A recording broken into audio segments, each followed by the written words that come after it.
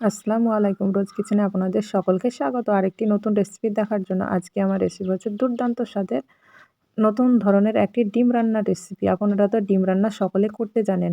কিন্তু আমি সহজভাবে যে ডিম রান্নাটি করেছি এইটাই আপনাদের সঙ্গে শেয়ার করেছি। আপনারা এইভাবে একবার বাড়িতে ডিম রান্না করে দেখুন।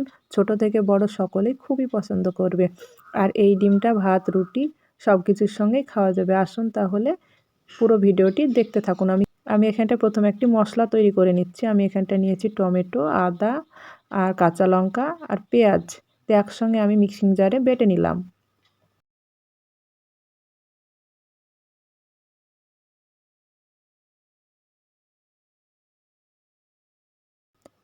দেখেন আমি বেটে নিয়েছি অল্প একটু পানি দিয়ে।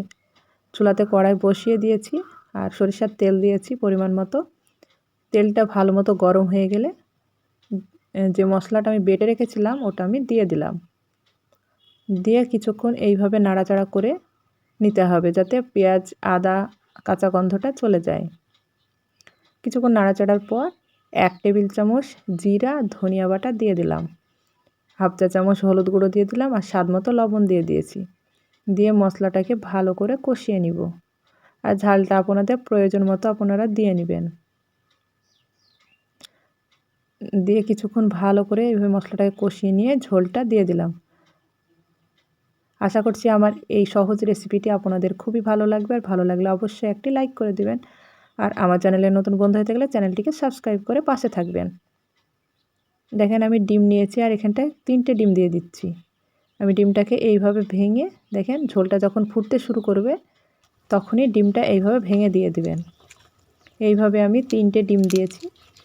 আপনাদের প্রয়োজন মতো আপনারা ডিমটা নিয়ে নেবেন। দিয়ে সঙ্গে সঙ্গে নাড়বেন না, একটু হয়ে আসবে তারপরে এইভাবে হালকা হাতে নেড়ে দিবেন। আর আপনারা ডিম রান্না তো সকলেই করতে জানেন, কিন্তু খেয়েওছে অনেক ধরনের, কিন্তু এইভাবে একবার ডিমটা রান্না করে খেয়ে দেখুন, সত্যি বলছি খেতে অসাধারণ লাগবে। এইভাবে মিনিট 10 মিডিয়াম আঁচে আমি রান্না করে নেব।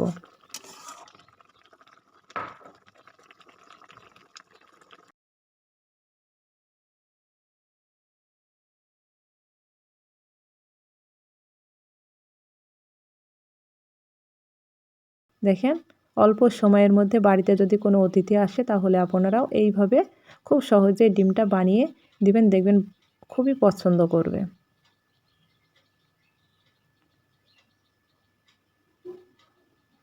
একবার আমি মাঝে ঢাকা দিয়ে দিয়েছিলাম যাতে ডিমটা তাড়াতাড়ি ভালো মতো সিদ্ধ হয়ে যায়। মাশাআল্লাহ দেখেন আমার ডিমটা রান্না হয়ে গিয়েছে। চুলার আঁচটাকে একেবারে লো করে দিয়ে আমি কিছুটা ধনিয়া পাতা কুচি আর গরম মশলা গুঁড়ো উপর দিয়ে ছড়িয়ে দিয়েছি। আমার গরম মশলা গুঁড়োটা স্কিপ হয়ে গিয়েছে, আপনারাও দিয়ে নেবেন। দিয়ে চুলার আঁচটাকে বন্ধ করে নামিয়ে নিব। মাশাআল্লাহ দেখেন দেখতে কতটা সুন্দর লাগছে। আপনারাও এইভাবে বাড়িতে একবার ডিমটা রান্না করে গরম গরম রুটি, ভাত, পরোটা, লুচির সঙ্গেও খেয়ে দেখতে পারেন। সত্যি বলছি অসাধারণ লাগবে। মাশাআল্লাহ দেখেন কতটা সুন্দর হয়েছে আর কতটা লোভনীয় হয়েছে। আমি তুলে দেখাচ্ছি দেখেন। আমার এই সহজ ডিম রান্নার রেসিপিটি কেমন হয়েছে অবশ্যই আপনারা কমেন্ট করে বলবেন। আর আপনারা একবার বাড়িতে ট্রাই করবেন। আজ এই পর্যন্ত, আবারও কোনো নতুন রেসিপি নিয়ে আসবো। ভালো থাকবেন, সুস্থ থাকবেন, আমার জন্য দোয়া করবেন। আল্লাহ হাফেজ।